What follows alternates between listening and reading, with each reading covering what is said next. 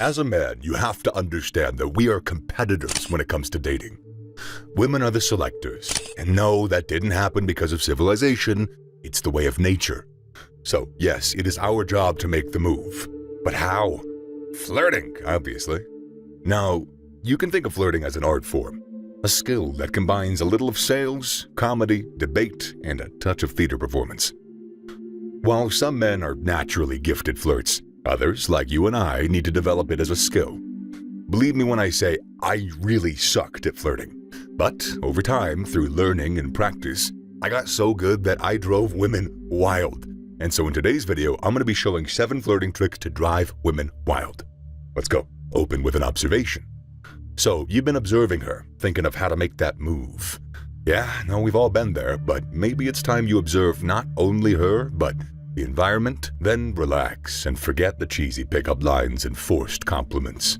Tap into your surroundings by spotting something interesting about the place you're in. A quirky painting in the bar, a hilariously bad DJ, or even the weather outside.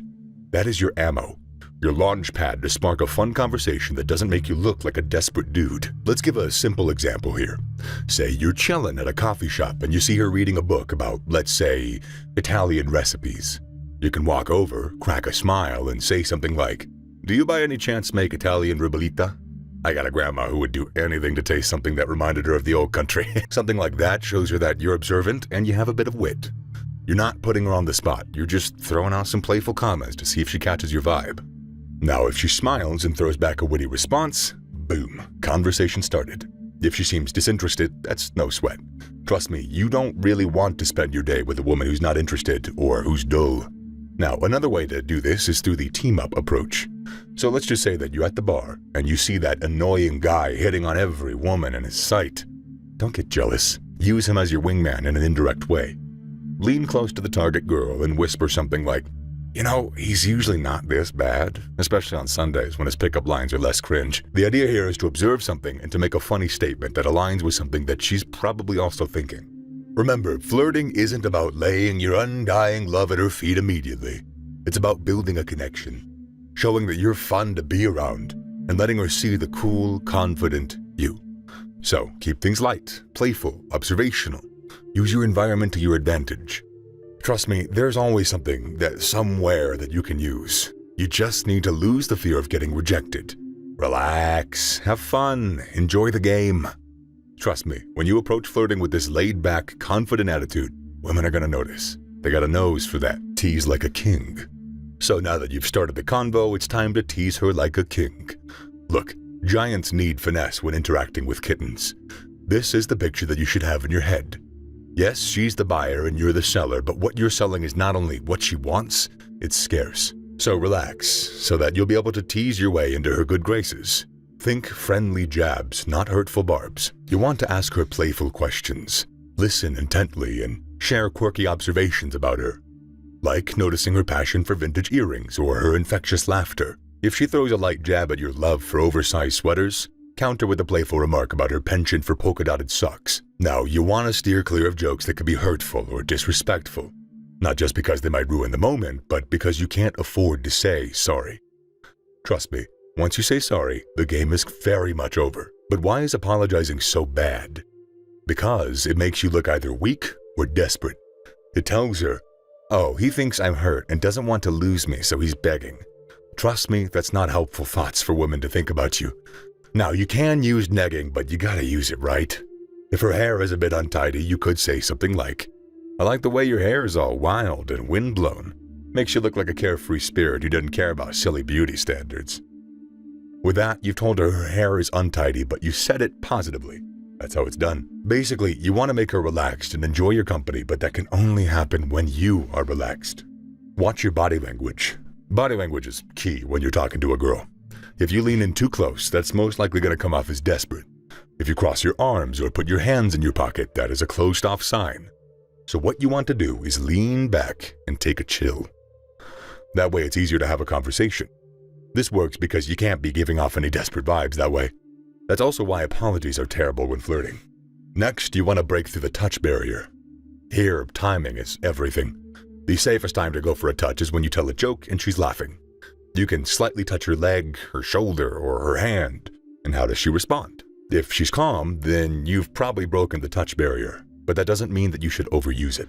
Think of it like a sprinkle of magic dust. Too much and it ruins the spell. A gentle brush on the arm after a shared laugh, a light touch on the shoulder. You see, those subtle gestures build connection without setting off those alarm bells. Now, while the touch barrier is key, that's not all that there is to watch out for. You see, eye contact is also vital. You want to hold her gaze, not like a laser beam grilling a steak, but with a warm, genuine interest, and not for long. Don't stare like you're trying to see through her skull. That's usually too intense, but hey, you don't want to avoid her eyes either because then you look scared. So yeah, balance is key here. As for your overall posture, you should stand tall, shoulders back, chin held high. Confidence is your cologne, fellas, so wear it with pride. Slouching and fidgeting are like bad dance moves. They just don't work. Scientifically, a confident posture has also been proven to be helpful as it relates to the chemical that regulates mood and happiness called serotonin. So, once again, take on that confident posture. Now, lots of people say that the idea of mirroring the girl you're after while flirting with her is cute. It's cute, right? I just don't think so. There's nothing confident or real or leader-like about mirroring her gestures while flirting. Mirroring is actually what a woman tends to do when she's into a man and wants to build a connection. It's not something that a man should do to build a connection, and there's no proof that it really works. So no, you don't need to go copy her gestures when you're flirting. Complimenting correctly. To this day, there are still a lot of men who compliment a woman by saying, "You are the prettiest girl I've ever seen." God, it doesn't get more random and cheesy than that. And I believe that it's better to just say hi than, well, that. But of course, none of that is the right way to compliment. Your compliment should be genuine so that it actually holds weight and power. You see, telling her she's beautiful is not only generic, but it's lost all meaning and power through years of overuse. So now you need something that she hasn't heard before that's still true. Think of stuff like, "I've never seen a girl pull off a hoodie like you do." Think of things that make her stand out. Lots of girls wear hoodies, so maybe not that one, but you get the idea. Also, you stand out to her when you don't serve those cheesy, regular eyes, smile, or laughter compliments. That way you come off as honest and original. Be specific, be bold, and be unexpected. Now, it's important to remember that compliments are like spices. A sprinkle adds flavor, but too much will burn the dish. One well-placed gem that sparks a real conversation is worth a dozen regular nice words.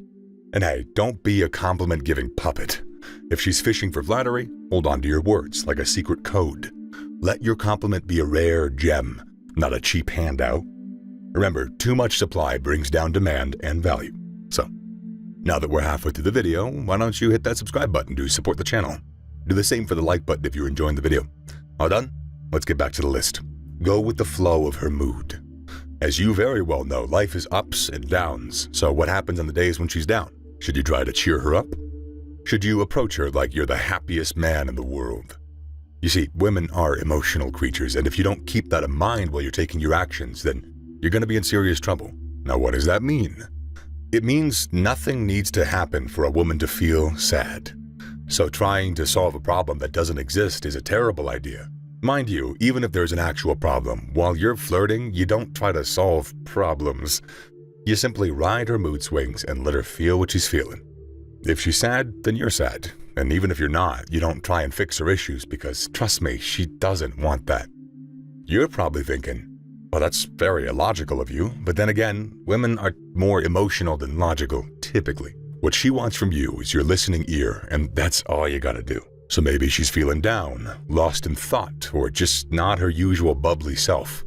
That's where empathy and emotional intelligence come in, not some forced happy-go-lucky act. Think of yourself as a supportive anchor, someone who can ride the waves of her emotions without getting swept away. Now, I can get that this is going to be really boring, but then again, life is not all about having fun.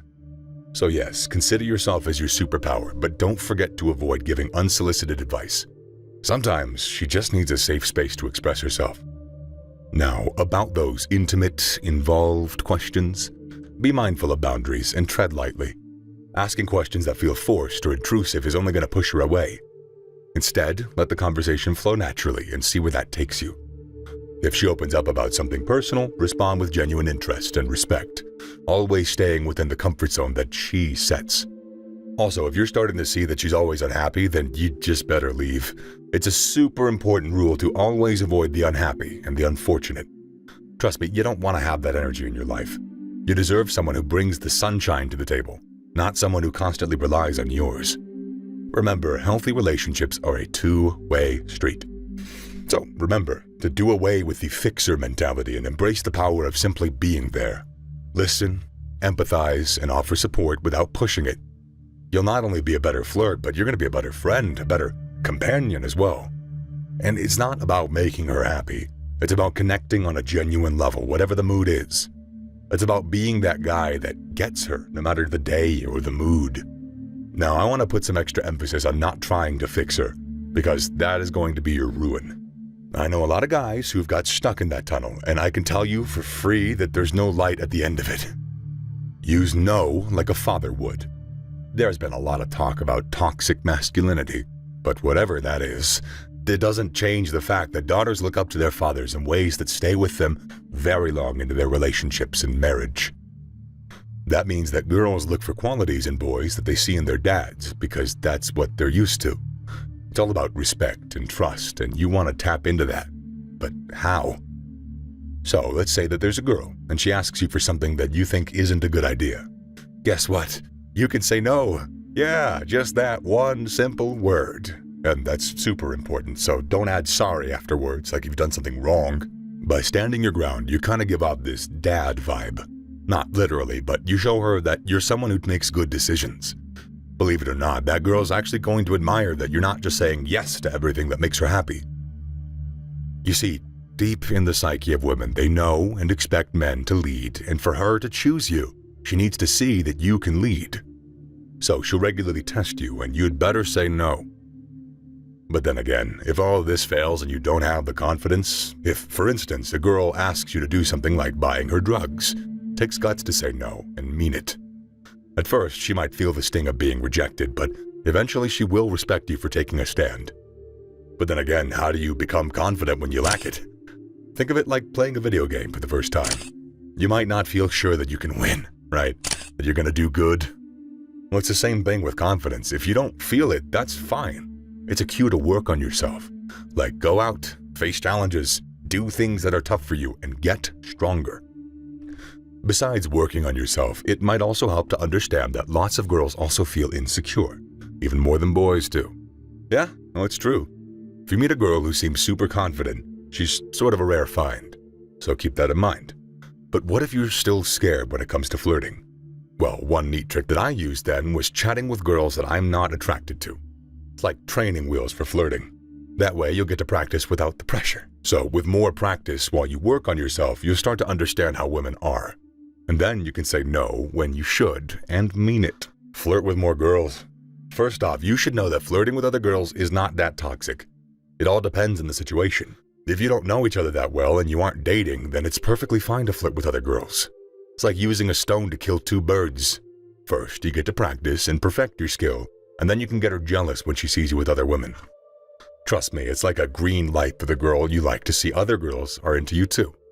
That might seem weird, but the truth is, women trust other women to go for the best men. So when girls see other girls finding you fun and interesting, it's like you've been given a good review. It's kind of like when you see a bunch of people liking the same video online. It makes you curious, doesn't it? So if she wasn't really considering you before, when she sees you with other girls, she's gonna sit up. Now, a setting like a house party is a really good place to do this. At a house party, you can have a real conversation without the music blasting a million decibels. Plus, it's sort of like being on a team, working the room with your friends. So you have your entire crew of wingmen with you while you practice. But of course, you and your friends shouldn't surround the one girl you're talking to. That would be weird. You can just meet up with different girls who all want one thing, a good time. And that's all you gotta show them. Another good place is a school setting. With a bit of practice and the right moves, you can stand out in class or the cafeteria. Now, as we said earlier in the video, you need to know your environment. In a school setting, for instance, you already have access to some information to work with. You probably already know what your target woman is studying, what level she is, and so on. All of these can be used to your advantage while you practice getting comfortable talking to women. Other places are libraries, coffee shops, and the like. Yeah, you were probably expecting me to mention the club, but I really don't advise that. But why? Well, because it's loud, it's crowded, and honestly, trying to talk in there is like trying to have a heart-to-heart in the middle of a concert. It's not really ideal. But if you're going with girls that you know, then sure, it can be a blast. Just remember, it's probably not the place where you're going to find the type of woman that's worth your time. Especially if your time is worth more than gold to you, as it should be. So that's it, guys. 7 flirting tricks that drive women wild. Practice them and you can never go wrong with women. Now, if you have any more questions, leave them in the comments. We would love to help. Also, you can learn more in the next video.